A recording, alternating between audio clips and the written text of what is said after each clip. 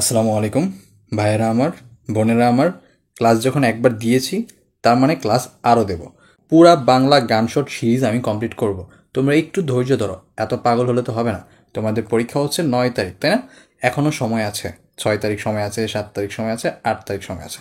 আমি কেন বলি সময় আছে, কারণ আমি ক্লাস করালে তো তোমাদের সেই পড়াটা কমপ্লিট হয়ে যায়, পুনরায় পড়ার দরকারও পড়ে না। আজকে তোমাদের এইচএস2 এর পরীক্ষা গেছে, আমি দেখলাম আমাদের টেলিগ্রাম গ্রুপে একজন মেসেজ দিছে, বলছে যে হুবহু কমন পড়ছে। আলহামদুলিল্লাহ, আমি তো এরকমই চাই যে আমার ক্লাসগুলো থেকে তোমাদের পরীক্ষায় কমন পড়ো। পরীক্ষায় কমন না পড়লেও তোমরা যাতে শেখার কারণে নিজেরা সঠিকভাবে উত্তর করতে পারো, তাই না? এখন তোমরা আমাকে বলো, তোমরা কি ক্লাস চাও নাকি ভালো একটা কিছু চাও? এখন ভালো কিছু চাইতে হলে তোমাকে অপেক্ষা করতে হবে।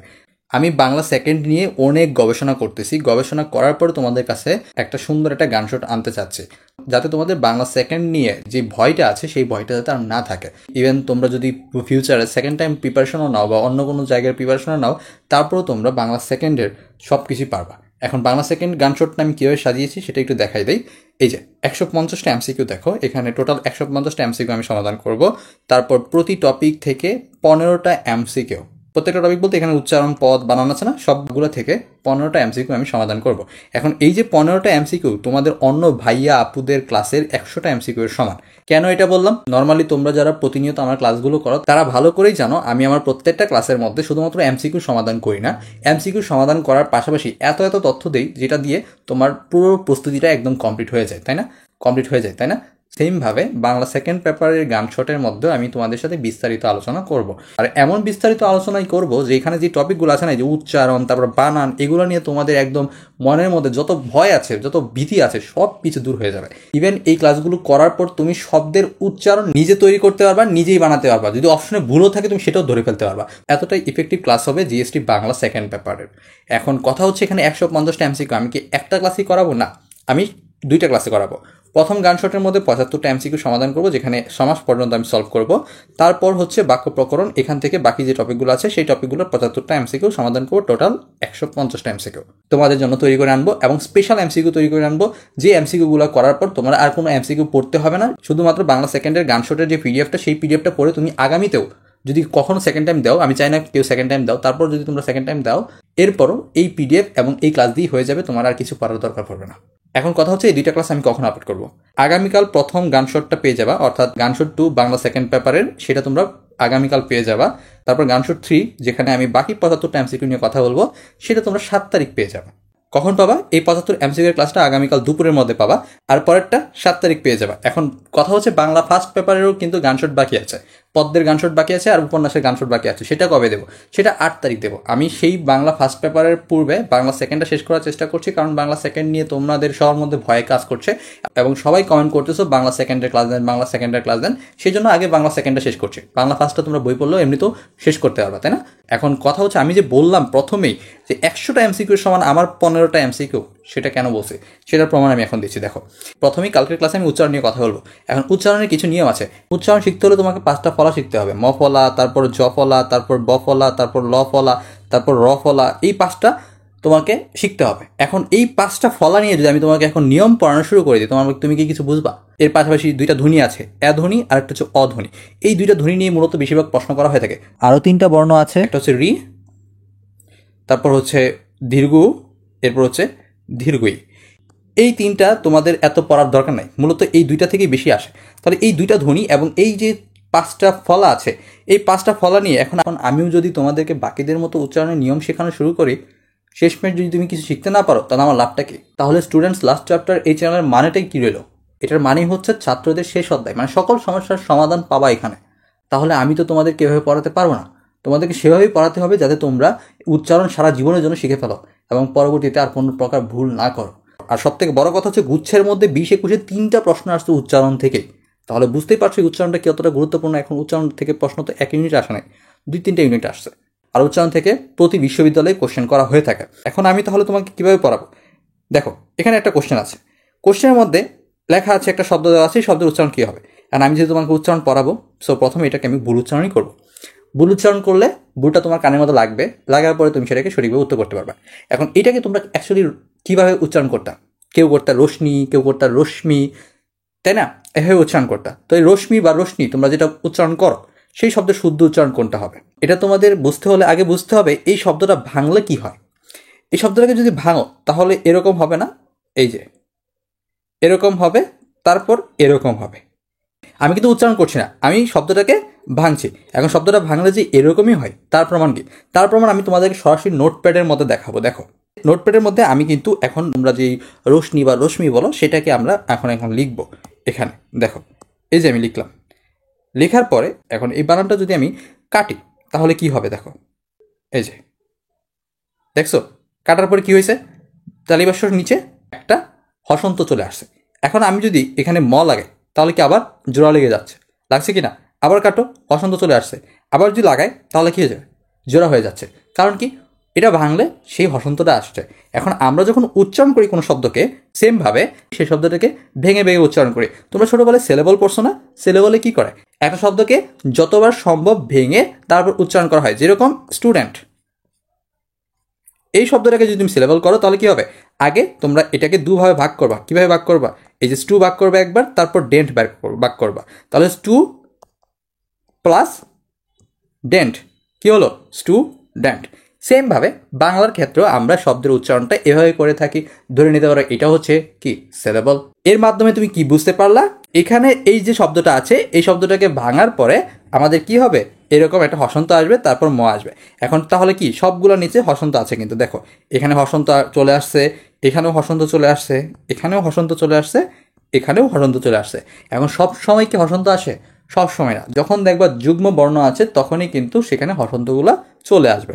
তো এখন হসন্ত চলে আসছে, আমরা বুঝতে পারছি শব্দটা ভাঙা হয়েছে। এখন সবগুলোতে হসন্ত আছে, এ দিয়ে তো তুমি উচ্চারণ করতে পারবা না।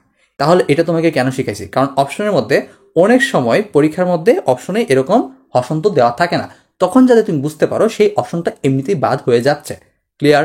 ওকে, তাহলে এখন আমি সরাসরি তোমাকে এটা উচ্চারণ করেও দেখাবো না, এখনও আমি তোমাকে এটা উচ্চারণ করে দেখাবো না। তাহলে আমি এখন কি করব, এখন তোমাকে দেখাবো তোমাদের বোঝার সুবিধাতে আরও কিছু শব্দ যেগুলো তুমি উচ্চারণ করতে পারো সহজে। এখানে প্রথম যে শব্দটা আছে এটাকে কি তুমি উচ্চারণ করতে পারো না? একদম প্রশ্ন কমন পড়ে গেছে, তোমাদের কাছে সবার কাছে সহজ মনে হচ্ছে। এটা উচ্চারণ কি হবে, জন্ম। তারপর এটা, এই নামটা তো সবাই চেনো, পপুলার একজন শিক্ষক ফিজিক্সের জন্য, যদিও তিনি অন্য কোনো কারণেও পপুলার হয়েছিল, যে কারণে হোক না কেন এই নামটা সবাই চেনো মোটামুটি, যেটার উচ্চারণ হচ্ছে চিন্ময়। তাহলে এটার উচ্চারণ কি হবে, ভাঙময় হবে নর্মালি, রাইট? সঠিক উত্তর। তাহলে এটার উচ্চারণ কি হবে, যুগ্ম হবে। কিন্তু এটার উচ্চারণ শ্মশান, যেহেতু এটা শ্মশান হয়েছে তাহলে এটার উচ্চারণ কি, স্মরণ। তাহলে লাস্টে এখানে খেয়াল করো, এখানে দন্তা নয়ম আছে, এখানেও দন্তা নয়ম আছে মাঝখানে, তারপর এখানে গয়ম আছে, আর এখানে কি তয়ম আছে। কিন্তু এইটার উচ্চারণ হয়ে গেছে আত্মা, এইটা হয়েছে জন্ম, এইটা হয়েছে যুগ্ম, আর সেম পজিশনে এই মফলাটা যুক্ত হয়েছে এই শব্দের সাথে। তাহলে তুমি যদি বুঝতে পারো এটা আত্মা কেন হয়েছে, এইটা জন্ম কেন হয়েছে, আর এইটা যুগ্ম কেন হয়েছে, তাহলেই তো তুমি সঠিকভাবে উচ্চারণ করতে পারবা এইটার আসলে উচ্চারণটা কি হবে, তাই না? আর এটা যদি তুমি শিখতে পারো তাহলে তুমি কি কি শিখতে পারছো, এই শব্দটাকে ভাঙতে পারছো, ভেঙে উচ্চারণ করতে পারছো, এবং সঠিক উচ্চারণটাও জানতে পারছো। এইসব নিয়ে আমি আলোচনা করব বাংলা দ্বিতীয় পত্রের গান শর্ট ক্লাসে। আর ইতিমধ্যেই বুঝে গেছো বাংলা সেকেন্ডের উপর গান শর্ট ক্লাসটা তোমাদের জন্য কতটা গুরুত্বপূর্ণ হতে যাচ্ছে আর কতটা ইফেক্টিভ হতে যাচ্ছে। সেজন্য আমি বারবার বলি, ভালো কিছুর জন্য অপেক্ষা করতে হয়, একটু ধৈর্য নিয়ে অপেক্ষা করো, আগামীকালেই পেয়ে যাবা বাংলার উপর গান শর্ট ক্লাস। তবে তোমাদের সবার জন্য একটা বিগ সারপ্রাইজ হচ্ছে 10,000 প্লাস এমসিকিউ পিডিএফ।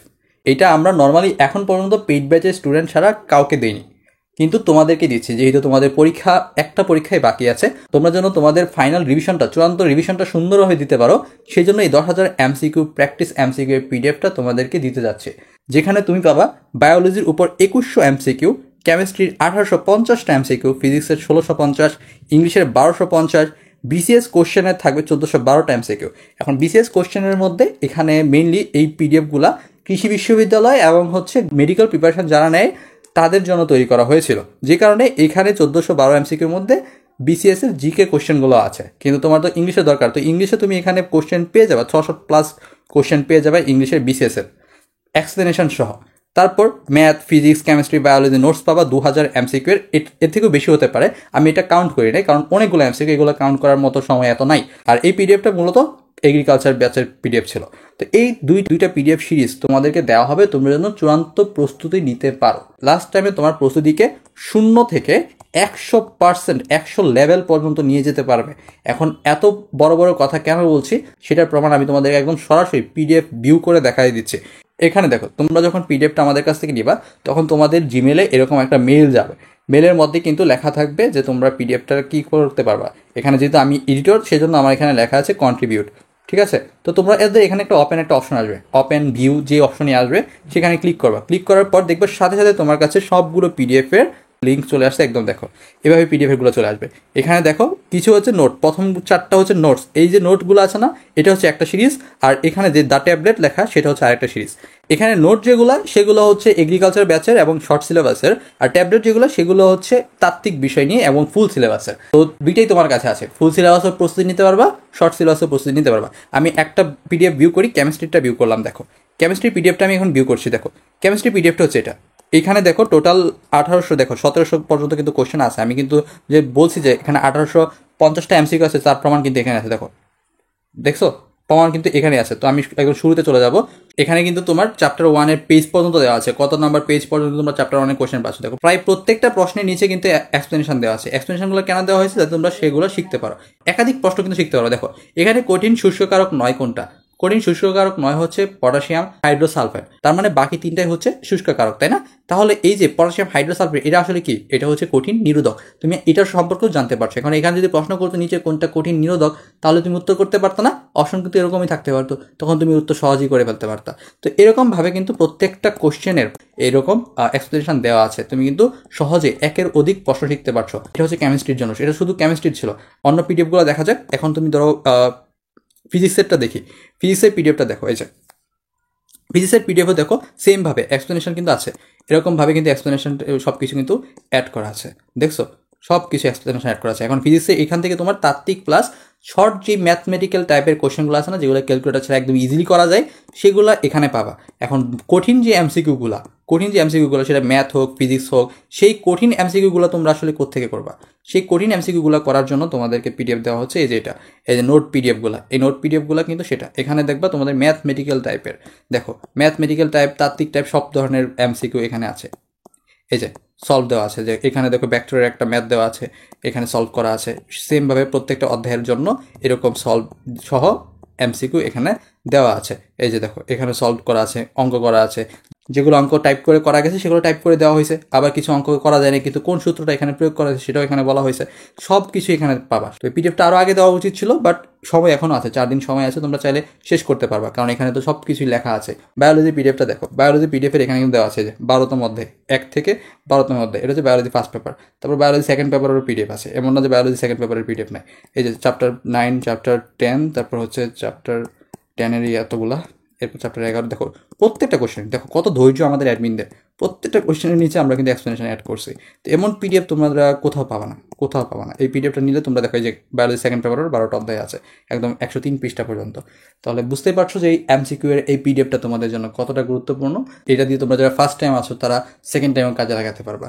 সো তোমাদের প্রস্তুতিতে এটা ভালো একটা ইফেক্ট ফেলবে। পিডিএফটা দেখার পর তোমরা বুঝতেই পারছো যে এই পিডিএফটা তোমাদের জন্য কতটা উপকারী হতে পারে। তো তোমরা যদি চাও তাহলে ফাইনাল রিভিশনের জন্য আমাদের কাছ থেকে পিডিএফটা বাই করতে পারো। এটার জন্য তোমাদের 400 টাকা পেমেন্ট করতে হবে। আচ্ছা, তোমাদের যেহেতু শেষ পরীক্ষা, তো আমি 400 টাকার প্রাইসটা কেটে দিচ্ছি। এই পিডিএফের প্রাইস মেইনলি আমরা বাহিরে সেল করি না, আমাদের ব্যাচের স্টুডেন্টদেরকে দেওয়া হয়। বাট এখন যেহেতু সেল করছি, তো তোমাদের এখানে প্রাইসটা 400 টাকাটা আমি কেটে দিয়ে তোমাদেরকে আমি 310 টাকা করে দিলাম। ওকে, 310 টাকা দিয়ে তোমরা এই পিডিএফটা কিনতে পারবো আমার কাছ থেকে। তো পিডিএফটা কেনার জন্য তোমাকে কী করতে হবে? পেমেন্ট নাম্বার দেওয়া আছে, এই যে এই পেমেন্ট নাম্বারটাতে বিকাশ, নগদ বা রকেটে 310 টাকা পেমেন্ট করবা। পেমেন্ট করার পর ভিডিও ডিসক্রিপশানে একটা ফর্ম দেওয়া আছে, সেই ফর্মের মধ্যে যাবা। ফর্মের মধ্যে তোমাদের নাম চাইবে, তোমাদের জিমেল আইডি চাইবে, তারপর তোমরা যে নাম্বার থেকে পেমেন্ট করেছো সেই নাম্বারের লাস্ট 5টা ডিজিট অথবা ট্রানজ্যাকশন আইডি চাইবে। এই কয়েকটা তথ্য তুমি সেই ফর্মের মধ্যে প্রোভাইড করবা। প্রোভাইড করার পর সাবমিট করে দেবা। সাবমিট করে দেওয়ার পর 1 ঘন্টার মধ্যে তোমার কাছে আমি যে মেলটা দেখাইছি না, সেরকম একটা মেল চলে যাবে। মেলের মাধ্যমে তুমি ওই সবগুলো পিডিএফ অ্যাক্সেস করতে পারবা। এখন প্রশ্ন হচ্ছে, যদি তুমি 1 ঘন্টার মধ্যে মেল না পাও বা তুমি যদি ফর্মে কোনো ভুল করে থাকো, তাহলে তুমি সেটা কীভাবে সলভ করবা, তাই না? তো সেটার জন্য তুমি আমাদের হোয়াটসঅ্যাপ নাম্বারে মেসেজ করেও পিডিএফটা অ্যাক্সেস করতে পারবা। হোয়াটসঅ্যাপ নাম্বারে মেসেজ দিবা যে আমি পেমেন্ট করছি, আমি 1 ঘন্টার মধ্যে পিডিএফ পাই না, বা তুমি চাইলে সরাসরি হোয়াটসঅ্যাপে গিয়েই মেসেজ দিয়ে বলতে পারো আমি পিডিএফ কিনতে চাচ্ছি, পিডিএফের জন্য আমি পেমেন্ট করছি, এখন আমার করণীয়কে আমাকে পিডিএফ দেন। হোয়াটসঅ্যাপে তোমাকে পিডিএফের লিঙ্ক দিয়ে দেওয়া হবে।